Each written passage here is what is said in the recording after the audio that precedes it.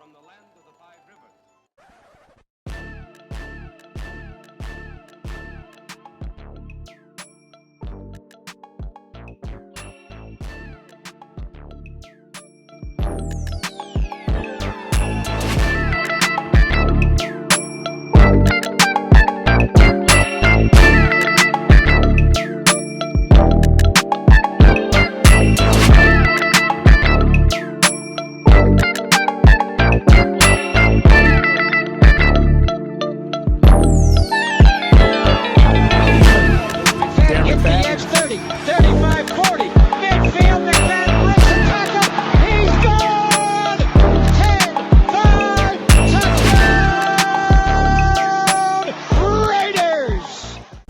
Years ago, when we came to Los Angeles, I really believed that the greatness of the Raiders would be in its future.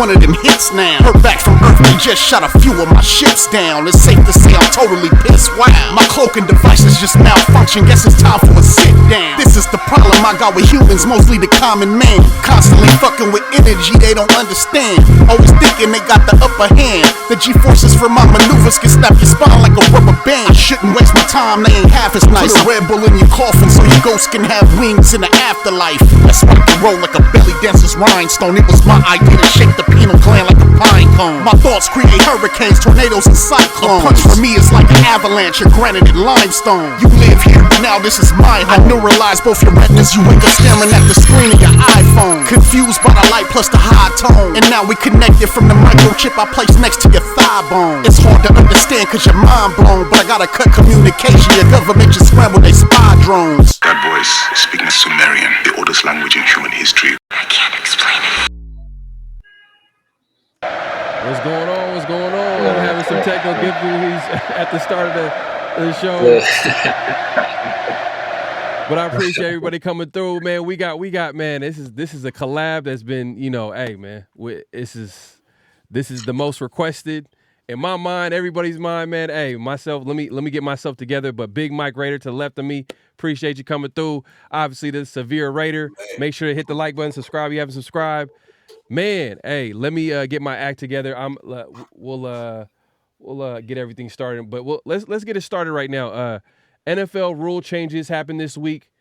let's get into it, man. What are your thoughts on the changes? It wasn't just one rule, but the big one is the kickoff being a change. And I'll play a visual in a second, but give me 1 second. I get set up. What are your thoughts on the kickoff change, Big Mike? Well, for the purpose of them making these changes and all the years of them trying to make these changes is for the safety of the game.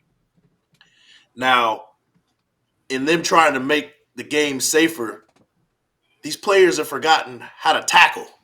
Let's just be honest, right? So this new kickoff rule is going to be forcing people to learn how to tackle all over again. And is that the safest way to learn it in a kickoff situation? I don't think so, man. I think that they're trying to do too much to the game, and you're going to see a lot more injuries in this scenario. With the way the new kickoff is now, I know that the players are like 10 to 15 yards across from each other. They can't move until the person has the ball in their hands. But the previous rules, most of the kickoffs are going in the end zone for touchbacks. Every kickoff is going to be a play you have to make now, which means that you're going to have to tackle. And that's going to be a problem because, well, they don't tackle like they used to in previous years. Kickoffs are still a violent, speed-on-speed type of interval where somebody is bound to get their head knocked off either way. So I think these rule changes because of, they want to make the game safer. But in the long run, if you really look at it with a critical eye, to me, I think that is going to get these guys hurt in terms of trying to tackle and trying to make plays. But my take on it is money makes the world go round, man, at the end of the day. In the NFL, they will do anything to get the bottom line, which is increasing their pockets. And I think that, yeah, they might cover it up in safe player safety, but at the end of the day, think about what's going to happen when you're taking the defense's ability to tackle a big 250-pound tight end when a guy's like 5'8", $180, if you're being generous. That was their way of getting that player down. What's going to happen is more broken tackles, more points being scored. Me and Severe talked about this the other day. Last few years, the defense they've been catching up to the offense. We're not seeing. It felt like there was a stretch where we seen explosive offensive play, led by Patrick Mahomes and the Josh Allens, and then now defenses have been taking away those explosive plays. They're making these quarterbacks take the long way and scoring, and it's kind of been the defense has been, in my opinion, the defense has been catching up, and I think the NFL notices that. And hey, to get the casual fan, the average fan to watch this game, they like points being scored. I think indirectly, yeah, they can bring up player safety, but usually it's something to do with the bottom line, which is increasing that dollar, and points being scored means more people watching, and at the end of the day, that just means that's a win in the NFL's book. But Severe, what's your take on it? So I disagree with Button on message now. In terms of the kickoff change, I think that is a good change. I like that change.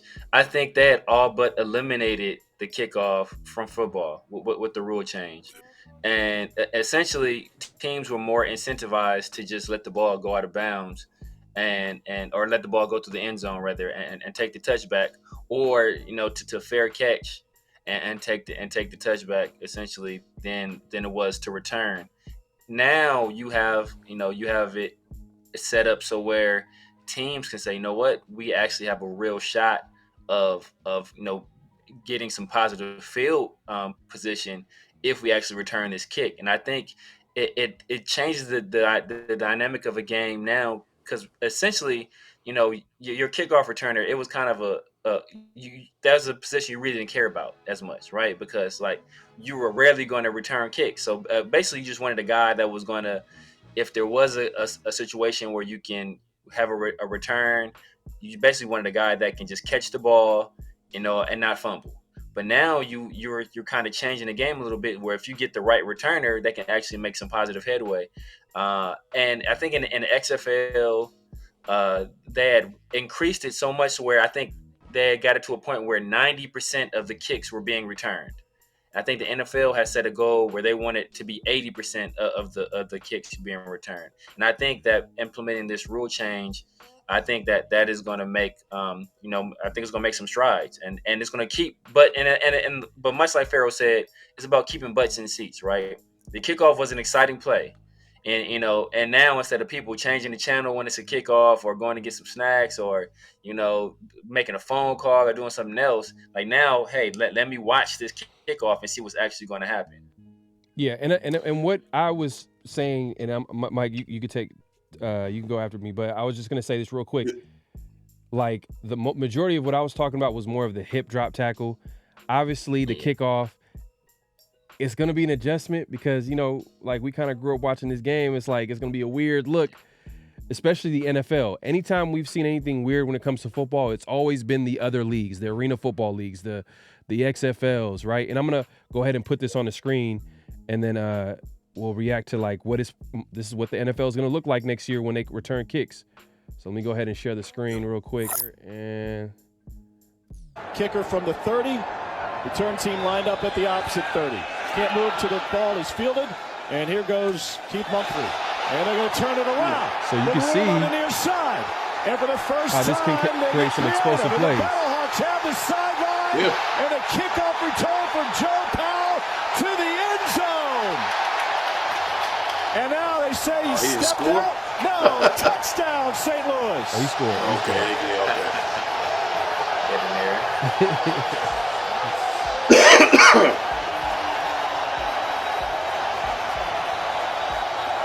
90-yard kickoff return for a score for the Battlehawks. All the XFL averaging just 12 points a game, and right now they've got 27, having settled down with the change Luis Perez over the last couple of weeks. He out.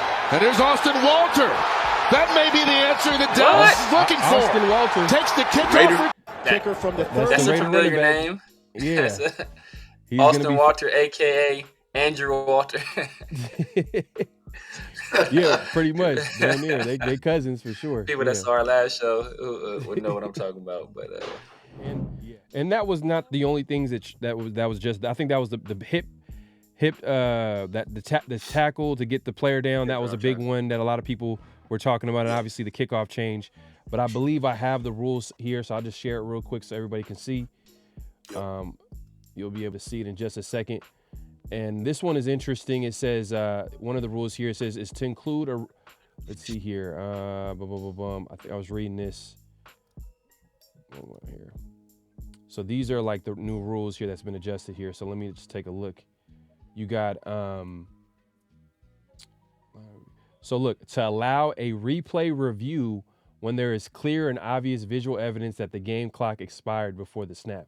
So how many times have we seen like the play clock go down on a QB and it gets down to 0, and then the usually the refs kind of go with the quarterback. They won't like call it, but this is going to be interesting too. This people are not talking about this, but this is something that they're going to probably call and enforce and review too as well. So like this is going to be a penalty on a lot of young QBs, rookie QBs trying to get the play in. And look at number 6 though. Number 6 is one that is of interest, because remember we had that situation where they blew the whistle. Remember, against the Bengals, I want to say, where they blew the whistle, and then they end up getting, and everybody stopped playing, and they end up getting that touchdown against us. That's a good point. So now that's a reviewable play. So if they review that play and they hear a whistle, like that's that. Once the whistle's blown, that's the end of the play, right? So that's essentially ruling of the passer down by contact or whatever the case may be. So I think that's an interesting one. I like how they worded the getting rid of the hip drop tackle, eliminating a potentially dangerous tackling technique. Like, come on, man. Come on, man. Every tackle is a dangerous tackling technique, man. Like, like what is a defender supposed to do in certain situations? Exactly. But it's funny that they do change certain rules after the fact, after it happens to the Raiders. I mean, particularly the tuck rule. then that rule changed years after, and then the Bengals thing you were talking about, it's crazy how it becomes a rule after the fact. But I had so many arguments with people who are not Raiders fans about that particular play, and a lot of people are arguing that, oh yeah, he would have got scored on anyway. I'm like, you clearly don't know the game of football if you really thought that he was going to score anyway. People move as fast as that. Like it's if somebody stops for a second and just watches the ball, that's a difference. If you hear the whistle, it's a big difference. So, right. I digress on that one, but it's a lot of rules that are making some of the game better. But when the referees have too much hand in the game, I don't like that either. At the end of the day, sometimes it's like, okay, let the boys play. If there's going to be some errors, 90s football, we went through the whole 80s and 90s watching football, and they didn't have none of these rules. But the game was just as good or arguably better, And I feel like the refs have too much of a hand in the game right now, and I don't know how I feel about it. I think too many rules sometimes kind of waters down the game. Moving on from the NFL, we're gonna talk about the Raiders, man. At the end of the day, this is a Raiders show, and let's get it. Free agency has come and kind of gone, and the Raiders made some moves. Let me play this clip real quick of AP the other day sat down for an interview during the owners' annual meeting, and we'll start talking about it in a second here. Let me go ahead and put it on the screen so everybody can see. All right. When let's just say you need some depth on the offensive line or a starter on the offensive line, are you one of the, we got to get that done right now, or can you see the bigger picture in this process? Yeah, I think initially I'm always going to be like, I want to get it done now. Again, I've always said, when you're in this position, I'm racing time, right? And that doesn't stop now. You want to win now. You want to put the best team together now, but you also understand it's a process.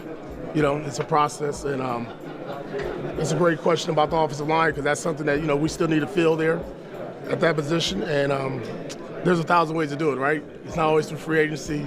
There's a draft, and then there's other ways other ones. But what are your thoughts of free agency and what the Raiders can do now to do you think there's some guy out there that possibly we can add for depth?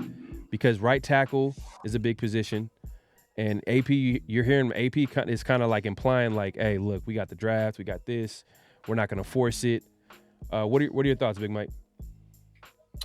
Yeah, I think that we're in that second, arguably third, and it depends on how you see it, that third wave of free agency. And I think for the first wave, they made the move that they had to do.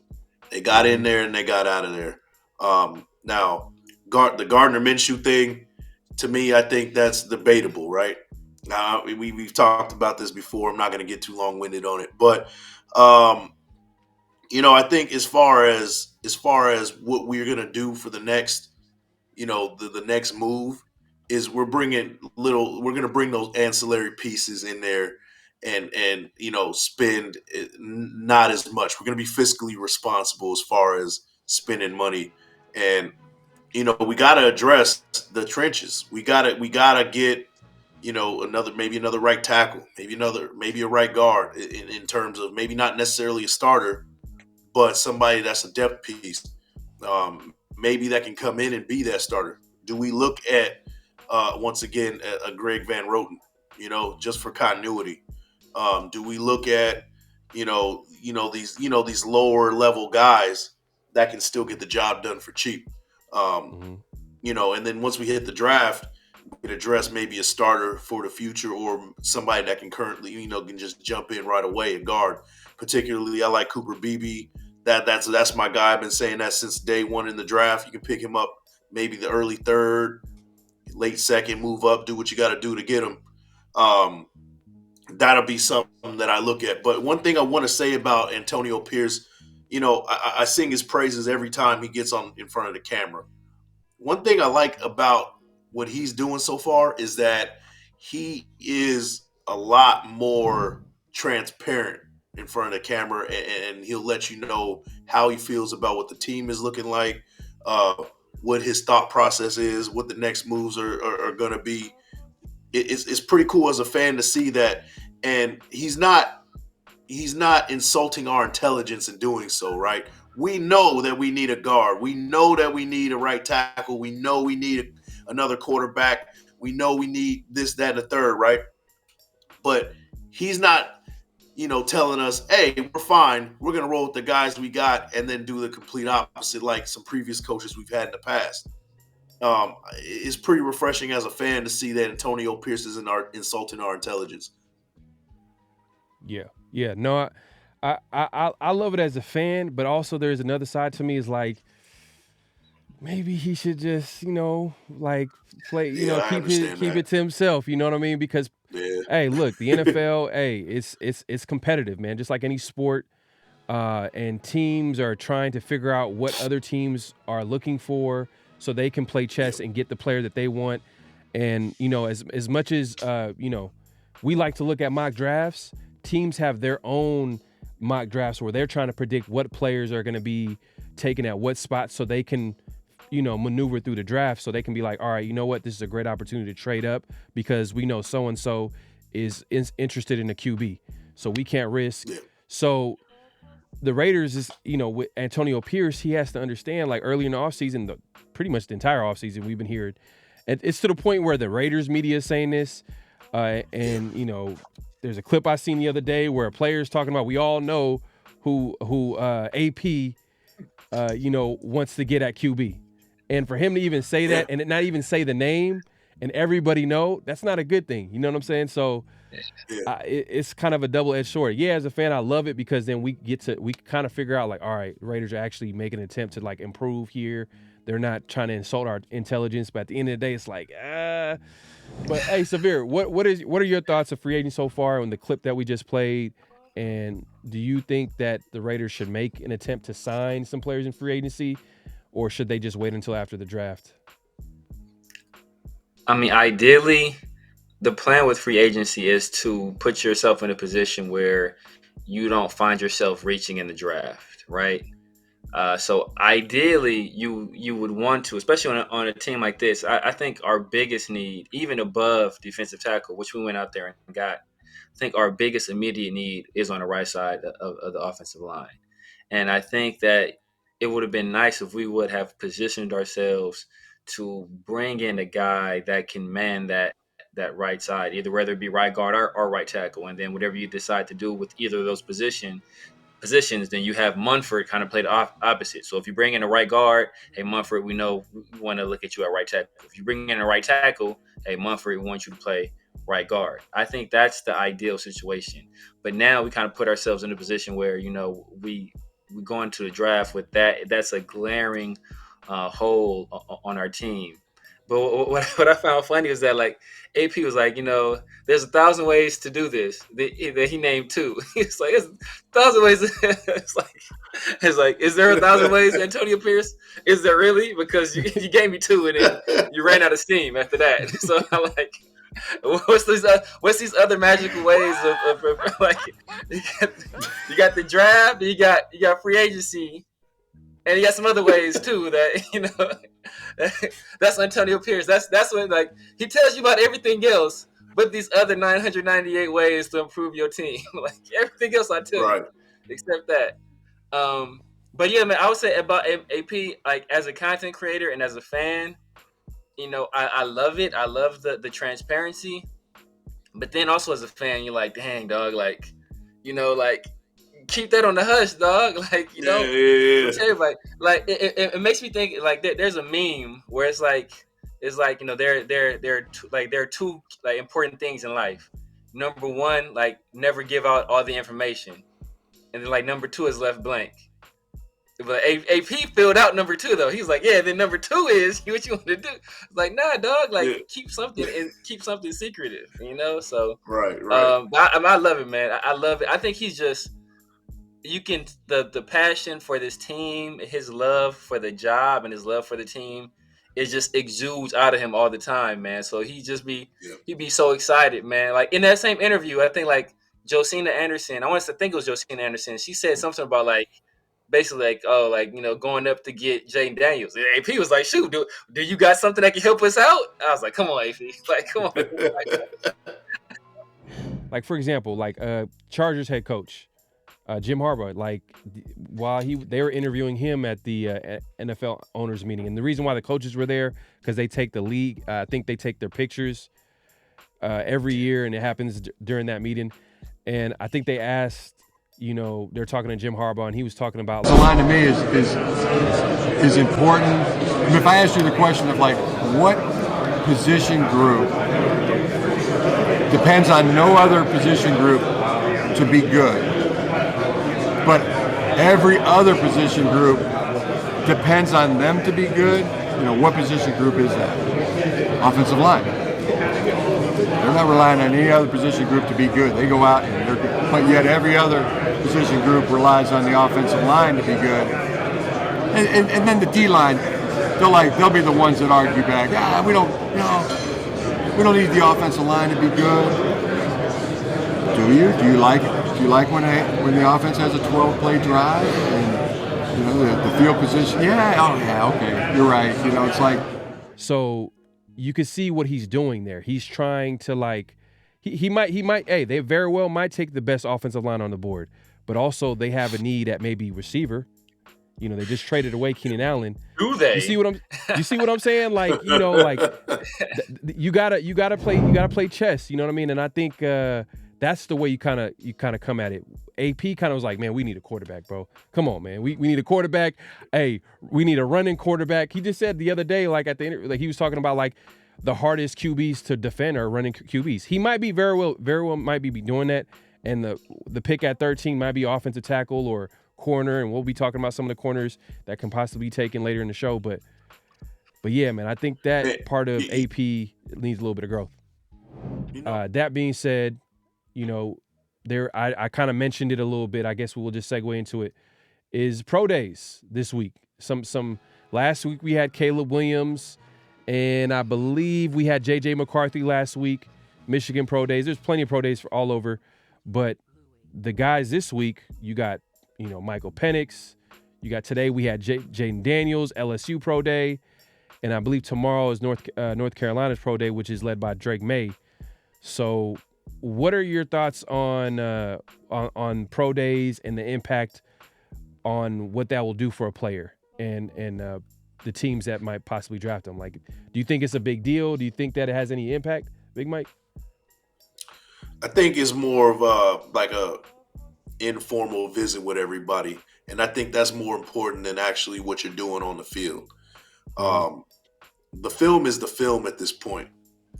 You don't necessarily need a combine. You don't need a this, that, and the third. If the film will tell you exactly what a person does, and if you have a keen eye, you're gonna rank accordingly and accurately. And a pro day isn't gonna make your stock rise or fall. Now, we've seen it. What was it last year? Right? We saw what was the guy's name? Jalen Carter. He came into the combine out of shape, and it dropped his stock. The only thing about these pro days and combines is that the only thing you can do for players is drop it, drop the stock. That's the only thing that it never helps a guy. You know that they're gonna go, especially from a quarterback's perspective. He's gonna throw a 70 to 80-yard bomb once, and everybody's gonna go all crazy about him throwing that bomb. Even though that's not a play that would ever happen in the NFL, he'll throw some slants without any defenders, nobody coming at him.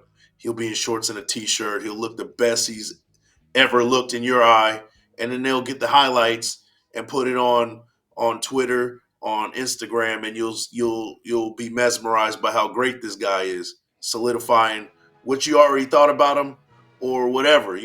So to me, it's a dog and pony show.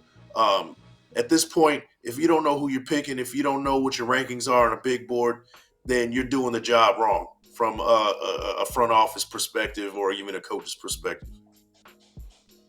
You know what? I hear what you're saying. You're saying that could only hurt, but I think hurt their draft position if they pretty much come out to the combine and do pretty bad. But I think it really depends.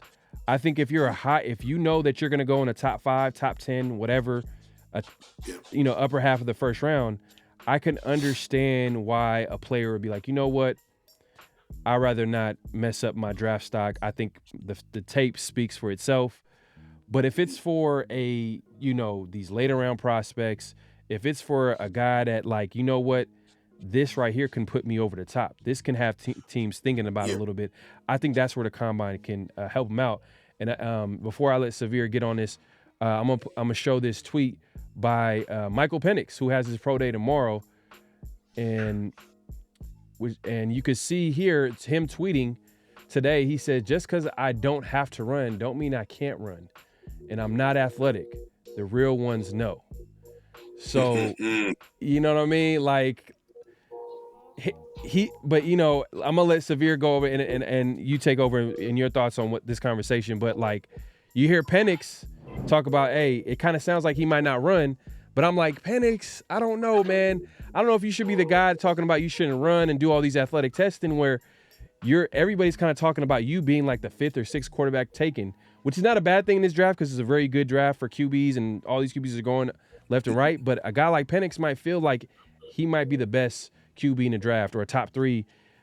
He should be top 3 taken, but he's a guy that people are talking about. JJ McCarthy taking him over, Bo Nix, him going in the 2nd round. I think it would help him if he ran or did any of the athletic testing. But Severe, what are your thoughts? Do you think the pro day has any impact on the process, and guys like Penix coming out and saying that, and we'll find out tomorrow, but it just sounds like from that tweet, he's not going to run. But what are your thoughts? If like a guy like Penix, would it help his stock or any player? I mean, I think you can help your stock in select situations. I think back to my man, what's my man that ran the fast 40? You about to say Justin Fields. You was about to say Justin Fields. Man, this dude can't help himself, man. Justin Fields is, look, we ain't talking about look. You talking about Xavier Worthy? That's what I'm talking about. Oh, okay. John Ross. You trying to say John Ross. All right. John Ross. So that's the guy that I don't think, he was a first round receiver. And I think he ran that 40. And I think I believe he was the first receiver taken that year, if I'm not mistaken. But he's a guy that, in most people's opinion, he shouldn't have been drafted that high. I think it's going to be have a similar effect with Xavier Worthy this year. I think Xavier Worthy is a much more talented player than John Ross was. I think Xavier Worthy was probably like top of the 2nd wide receiver. But he might get pushed up into the 1st round because of that 40. Ideally, when you go to the combine, you go to these pro days, is to validate what you see on film. And if you see something that maybe that doesn't align with what you see on film, maybe that forces you back to your film. Like, hey, man, this guy, he ran a 4.3 today. Like, on film, he looks like a 4.5 guy. Maybe I need to go back and kind of evaluate that. Hey, today I saw this quarterback, the ball was exploding out of his hand today. Like, you know what? Maybe I need to go back to the film and see, like, you know what? Is there something I'm missing in the film that that kind of made it look like his arm wasn't as strong, or maybe the way the offense was, he didn't get an opportunity to showcase that arm strength. And now, when the pro day setting, he's showing it off. So I think some people had questions about Jayden Daniels' arm strength, and he made at least 2 throws. He made a throw that was like 75 or 70 yards in the air. He made another one that was kind of off platform. That was like 65 yards in the air. Then he weighed in today. People had questions about his weight. He weighed in today at 210 pounds. So I think that I think it can answer some questions. Maybe it doesn't completely improve your stock, but if there's some questions that teams are kind of teetering back and forth and kind of on the fence about, like everybody had questions last year about Bryce Young's height and Bryce Young's weight. He went to the combine and got a little bit of those questions answered. This year, everybody has questions about Jayden Daniels' weight. He weighed in at 210 pounds. I think that's like you feel more comfortable drafting a quarterback that's 210 pounds rather than somebody that's like 195 or 190. So, I mean, I think it can go either way. With a guy like Penix, I think he's in a spot where what other blue chip quarterback prospect ran a 40 this year? And so if he feels he's better than all of those guys, why am I out here doing more work than them? I put up numbers that none of these guys put up, in back-to-back years. I went to the national championship game. I was Heisman runner-up. Like, what else do you need from me? So he's like, why am I out here running? I showed you guys in this Texas game, if I need to run, I can get out there and scoop. I showed you guys that, in Indiana was a while ago, but he was a runner at Indiana. I just choose not to do it now. But if I need to pull out this tool, just because I ain't brought out the hammer for a while, don't mean if I don't see a nail, I won't bring this thing out. So I think that it's a situation where, like I said, none of the top quarterbacks are doing it. He probably feels as if, why am I doing it if none of these other guys are doing it? I'm already a better passer than all of these guys, and I put that on tape. So, if we're looking at the quarterback position, I throw better than them. I threw for more yards than both of these guys. I mean, any of these guys the last 2 years.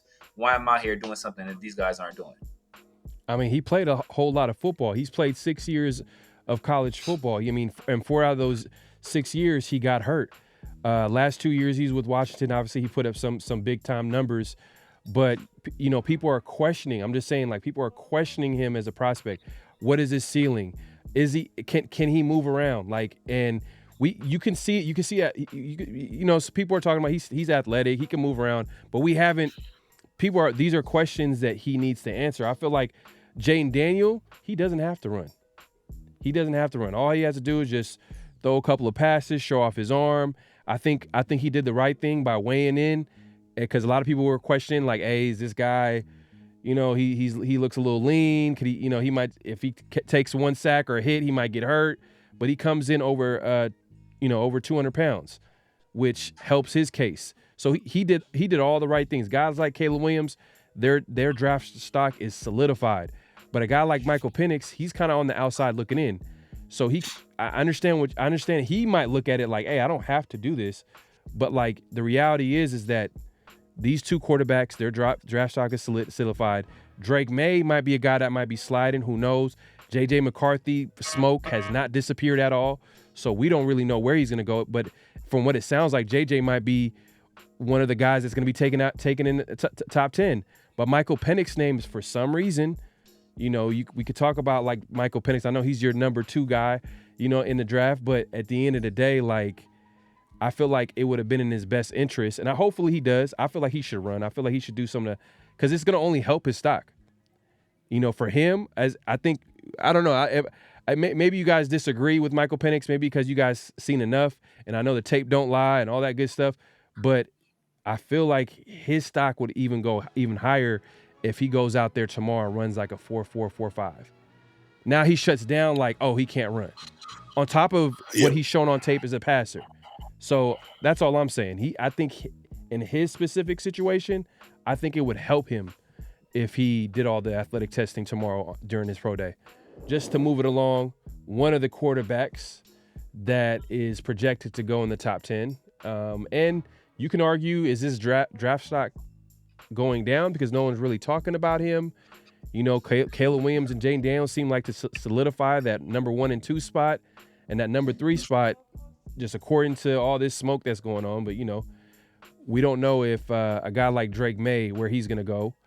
But he recently was asked to name his perfect QB and to pick a quarterback for each attribute. And I'm going to go ahead and play this clip real quick, and we'll react to it after I play it here. 1 second. Let's go. Boom. All right. Build the ultimate quarterback. Yeah, okay, I like that. Yeah. Arm strength. Brett Favre. Back in the day, Brett Favre for sure. Accuracy. Let's go Drew Brees. Rushing ability. Let's go Josh Allen. Mix it up. Let's go Josh Allen. Over Lamar. Yeah, Lamar, okay. Obviously great, but I like Josh's ability. Toughness. That's a good question, too. Let's go Tom Brady. Size. Justin Herbert. Last one, leadership. I already used Tom Brady. Let's go Mahomes. Okay. Got to throw Mahomes in there somewhere, right? Bill. There you go, man. So that was his perfect quarterback. If he had to build it out of the great ones that played before him, he's definitely a little biased there. You can see. Man, that's a very, very interesting list there. Very interesting list. It was an interesting list. Drake Maye don't like no seasoning on his chicken. Apparently, none at all. None at all, man. This food is he was like, seasonless. give me the Mrs. Dash, and I'm good. That was. Especially the running like quarterback, like the running. He didn't, come on, man. Come on. Mike Vick didn't come to mind. For me, Mike Vick is, even though Lamar Jackson, you could make great argument. He could arguably be the best running quarterback of all time. Obviously, he put up, 1,000 yards in a season. I don't think, did Mike Vick do that at least once in his career? He might have done it, maybe not, or close to it. So. I think he got close. Yeah, but yeah, you keep Randall Cunningham, Michael Vick, Lamar Jackson. Those are names that pop out in my mind. But he went Josh Allen. Maybe that might be his favorite QB. Who knows? But arm strength, he went Brett Favre. Accuracy went Drew Brees. Which Drew Brees is one of the most accurate quarterbacks. That makes sense. Toughness, he went Tom Brady, and I believe size, he went Justin Herbert. Which, when I think of quarterback size, I'm definitely thinking Cam. For sure thinking Cam. But yeah, man, if you guys had your perfect quarterback, I mean, what are your thoughts? What are your thoughts on if you had to build your perfect quarterback or ultimate quarterback? Man. Yeah. Now go ahead, Big Mike. You can take it. So I guess if I had to, first off, let's address the elephant in the room, right? This dude's 20-something years old, 22, 23. I don't know how old he is, but 21. A lot of these kids now don't know the history of the game. So for him you expect him to name anybody of the past. I mean, you're gonna be waiting all day to get that response. So I will say that maybe he's just ill-informed. Exactly, about to say, like he named Brett Favre. Look, Brett Favre, Drew Brees, Tom Brady. I mean, Tom Brady's an easy one, but Brett Favre. To me, he lost me when it came to the Russian quarterback. That's where I was like, bro, are you even watching the game? That's what really made me be like, now. Give credit to Josh Allen. He's a dude too, but I'm not thinking of Josh Allen as far as like historically great running quarterbacks. I don't know. I digress. But if I had to do an ultimate perfect quarterback, accuracy wise, I'm gonna go Steve Young. Now, Steve Young had the quarterback percentage record before Drew Brees, if I'm right. I think so. Yeah. But Steve Young, the difference between the two is that Steve Young did it in a tougher era where defenses can knock a receiver on their butt, So if I had to pick one of the two, for the sake of not picking Drew Brees, I'm going with Steve Young right there. What was the other category? So there was arm strength. Accuracy. Arm strength. Now I agree with Brett Favre, but if I had to pick somebody else, Mike Vick. Yeah. One throw that really sticks out to me is when he was with Philly and they were playing Washington on that Monday night game.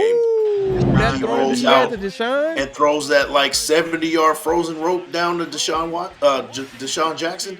From like the 5-yard line, man. Yeah. And that arm strength was elite. And he probably was on I think they were on like maybe the 20-yard line or 15-yard line, but it was a play action. So where he was standing was literally near the 5-yard line, and he just unleashed one. He almost overthrew him. That was the crazy part. He almost overthrew him, and he got him in stride at like the 20-yard line or something crazy like that. Like that was one of the best throws I've ever seen. So I'll pick Michael Vick for that one, right? running quarterbacks, I can't pick Vic twice. I won't pick Vic twice, but I will go. I like Cam Newton just for the power and speed. I'll go Cam Newton. And then toughness. Anybody who can play quarterback without an ACL is a tough quarterback in my book. John Elway. I'll go with John Elway for toughness. Yeah. Size-wise, Big Ben Roethlisberger. That dude was throwing down offensive linemen off of his back. He would hold the ball to the very end before he threw that ball with the Steelers. So that's what I'll go. In leadership, Tom Brady. There's nobody better. So that'll be my list. Okay. Severe, what would be your list? So I think for arm strength, it's obviously Justin Fields. I mean, Justin. Hey, and you know what? Some and the thing is too, it necessarily doesn't have to be a great quarterback, but it's just whatever the trait that you're trying to get from this player, it's obviously elite in your eyes. So, for example, like arm strength, the person Jamarcus that you pick, you can pick Jamarcus Russell. I think if you're just looking at arm strength, just like taking the arm off this person, Jamarcus. I mean, there's not you know what I mean? Guys. Like, there's not Jeff exactly George, Jeff George. You can go Kyle Bowler had a crazy arm too. But for arm strength, I gotta go with Patrick Mahomes, man. I just gotta go with Patrick Mahomes. It was a close one. It's Patrick Mahomes, A-Rod, Stafford. Those are the three guys that immediately come to mind. But I'm giving the edge to Mahomes just because the stuff he can do with it, and from different angles as well. I think it's crazy. For accuracy, go a little bit different direction. I'm gonna go Peyton Manning. I'm gonna go Peyton Manning for accuracy. I think, and just the way, the precision with which he executed the offense as well as the accuracy, I think that was top notch. But this was a running ability, obviously. My guy Aiden O'Connell, I think that he's changed again for running ability. I mean, I think the easy choice is Lamar, man. I think Lamar is just. He doesn't have the speed that Mike Vick has, but I've seen Lamar do some just crazy video game type stuff. Stop on a dime, spin, shake two dudes, and then hit the Jets and man. So and I think for size, how can we forget the hefty lefty Jared Lorenzen? That guy was built. Guy was built like a construction worker, man. Man, R.I.P. to him, man. But if you guys don't know who Jared Lorenzen is, look up Jared Lorenzen. But Cam Newton is an easy choice, man. Yeah, man. Yeah, Cam Newton's an easy choice there, man. Cam Newton, the dude was built like a defensive end. For toughness, that is a tough one. That is a tough one, man. I'm trying to think, man. It got to be a quarterback that was in the 70s or 80s, like, because they used to get mollywopped by the defensive line, like clothesline, flipped upside down. Like, man, the stuff they were allowed to do to quarterbacks back in the day, it is otherworldly, man. Yeah, man. I like the choice of John Elway, though, man. I like the choice of John Elway. But let's move it along, man. We got Mike's 30-day, 30 prospect list going on right now, man. He's in the midst of doing that, man. Make sure to check him out, man. Big Mike Raider, as you see on the screen. Make sure to hit the like button. The Severe Raider, you know what I mean? Look at hey, man. This is going to be available on all the channels. Make sure to hit the like button, all that good stuff. But let's get into one of the two guys that you recently, broke down, and that was Terrion Arnold, Alabama cornerback, and then you got Keon Mitchell. Who would you go with? I mean, who do you feel like is the better corner? Who fits with the Raiders? They both bring great attributes. Now, Terrion Arnold, his top end speed is decent. Not a great burst, but the dude can cover his ass off. Like he's covered the best wide receivers in coming out of the class. He's been covering a who's who of guys in his career. And, but Quinyon Mitchell, to me, has that underdog mentality, coming from that small school, scrappy mentality. His last 2 years have been unreal as far as statistical. You know, if you look at his PFF grades for the last 2 Broke years, the charts. he broke the charts, Destroyed the bro. charts. He destroyed the charts. So, top it with a 4.33 speed. I'm going Quinyon Mitchell, just for the fact that he's an underdog. He's gritty. He packs a punch. Was it Zerline from NFL.com, the analyst there? He described him as, he's as physical as a safety. He got the size of a running back and covers like an elite corner. Now, when I hear that, man, I hear versatility. He's a cover guy. Now, his issue, or not issue, but people questioning, can you play press coverage? Are you a press guy? Can you go press? Now, I think that he can with the speed that he has. He cleans up a little bit, footwork, get in the film room, understand offenses a little bit more, getting the wide receivers' tendencies. And who better to kind of teach him that than a Devontae Adams? Having that and sharpening his skills and, making those mistakes, going against an elite wide receiver. You can see Quinyon Mitchell over the years being a Nnamdi Asomugha type of corner, because you saw it at Toledo with his stats this year. He only had one interception this year, but nobody was throwing the ball to him like that, and we saw it a bunch of times when Nnamdi Asomugha had no picks, but he was making Pro Bowls, because nobody was throwing to his side. And he had a reputation that, hey, do not go to 21, because 21 is going to make you pay. So that's what I see in Quinyon Mitchell, that if he cleans up and becomes that press guy, he already can play off man coverage very well. Zone coverage, he also plays at an elite level. I will go with Quinyon Mitchell over Terrion Arnold. But who are you taking between Quinyon Mitchell and Terrion Arnold? Man, it's a very easy choice. It's Quinyon Mitchell. I've been talking about Quinyon Mitchell. I mean, every people who watch the show, or other show, they've known I've been on Quinyon Mitchell since I saw what he did at the Senior Bowl. At a Senior Bowl, where there were some of the best defensive prospects in this draft were there, like clear cut, Quinyon Mitchell was the best defensive player there. People had questions about him playing press man. He played press man there and did it extremely well, right? He had 2 consecutive years, as Big Mike alluded to, over 90 PFF, over a 90 on the PFF grading scale. Like, he's putting up crazy, crazy numbers. And then just his athleticism. At the end of the day, you need athleticism to play corner, especially with the way the rules are in the NFL. You want guys that are athletes. His movement skills, you saw it at the combine. Not only did he run well, but his movement skills, were great. He jumped well as well. I think only thing he didn't do great in was like the broad jump. But in terms of his vert and his 40, put up elite times. And just his movement, and when he's doing the field drills, you see how he moves as a corner. I think if once you have those requisite skills, technique can be taught.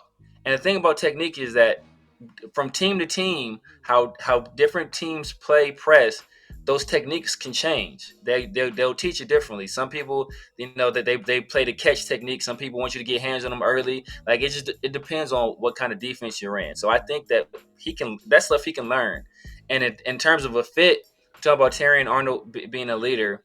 We have leaders on this team, right? We have leaders in the secondary. I think Marcus Epps is a leader. I think Jack Jones is a leader. I think Robert Spillane is a leader. I think Max Crosby is a leader. But if you have 11 guys that are leaders, then who's a listener? Sometimes you need guys that can listen and follow directions. So if you got everybody trying to talk and be the guy, then who's going to be? You can't have an army full of generals, because nobody's going to fight. You need generals and you need soldiers. And Quinyon Mitchell is a guy that when you lace him up, like as Mike said, he's an underdog and he's a soldier, and he's gonna get out there and he's gonna get after you. Yeah. Man, I'm telling you, man. Like historically, what I've seen from guys who have come out of high school who are 3-star athletes who end up matriculating and getting to the NFL tend to fare better than a guy who's been a 5-star, you know, top guy everybody's been looking at for a long time, and that expectations high. And naturally, for some people, they lose some of that drive to keep getting better. Yeah. And to me, that Quinyon Mitchell, he seems to have that chip on his shoulder and that hunger to want to keep going and getting better. That's what I'm getting from him. And all 3-star athletes. Patrick Mahomes is a 3-star athlete coming out of high school.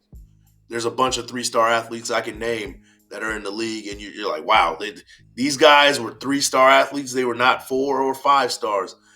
But that kind of stuff really does make a difference because it gives you a mentality. It gives you almost a personality on how you approach the game in the college level and moving up. And I think that Quinyon Mitchell, coming from a small school in Toledo and being a guy who 3 stars, nothing to scoff at, but it's not that elite guy that everybody's talking about. So, having that mentality and moving up the ranks is attributed to, people kind of overlooking him over the years. So that's the kind of guy I want on my team. Somebody that's going to be, that underdog, that guy that has a chip on his shoulder. As a Raider, you need those two things. That's prerequisite, especially on this defense. I think he fits in perfectly, man. Y'all need to check it out. Go to his channel, man. 30 prospect, man. I think you're on quarterbacks right now. He just finished some of the corners, so make sure to check him out on his channel. And make sure to like the video, subscribe, hit the notification bell, man. Any last thoughts, man, before we wrap it up, man? Like, what are your thoughts on what to look forward? What should Raider Nation look forward between now and the draft? Look for all the rumors that are going to be surfacing. This is the grift season, NFL grift, Raider grift season. Trying to sell something to you, but have fun with it. Definitely have fun with it. Now, as far as the 30 days, 30 prospects, you can check it out on my channel as well. But you can also check it out on PlanetRaiders.com. I have the full article along with the video as well. So not only can you listen to it, you can get a good detailed read, 5-minute read. Go check it out, PlanetRaiders.com, and get smarter as far as this 2024 draft class goes. There you go. Severe, any last thoughts? Yeah, man. As kind of Mike alluded to, as we always talk about, man, this is smoke season. So you're gonna hear a whole bunch of rumors about guys moving up in the draft, where guys are gonna get taken. And you got to take everything with a grain of salt, man. And there's gonna be some surprises on draft day, right? Just because where we value a guy doesn't necessarily mean he's not gonna be higher. He's not gonna be lower. I think of last year, right? A guy that I was not a fan of, Emmanuel Forbes. I think he ended up being like the first corner taken last year, if I recall correctly. I compared him pre-draft to DeMarcus Van Dyke, and that comparison seems to be holding. So, but just don't judge these picks prematurely. I know a lot of people, they're not high on Michael Penix. He has his pro day coming up. He might answer some questions there. So we got to see though, man. It's going to be a very interesting time between now and the draft. Tons of rumors, tons of subterfuge, people putting out stuff that's fake. Just kind of weed through all that stuff. And where's the best place to do that? It's right here on this channel and on PlanetRaiders.com. There you Absolutely, go. Absolutely. There you go, man. Hey, man, we appreciate everybody checking this out, man. Like I said, make sure to hit that like button, subscribe. If you haven't subscribed, hit the notification bell. You'll find this on all of our channels, so make sure to subscribe to all our channels. And yeah, man, we're gonna be doing this weekly. So just tune in, man. Tune in. We're gonna be doing this next week as well. And we appreciate everybody coming through and checking out the content, the show. Until next time, peace.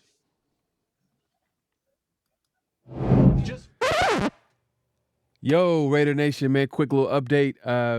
Obviously, this was taped before the Michael Penix Pro Day. He just ran a 4.46, had a 36-inch vertical. You can see the athleticism in Michael Penix. So his draft stock is definitely going up, man. Let us know in the comment section down below. Do we trade up for a guy like Michael Penix? Do we pick him at 13? Do we wait? We let the draft come to us? Let us know down in the comment section, man. Hey, man, things just got interesting. Peace. Just win, baby. Hello? You play to win the game. You don't play to just play it.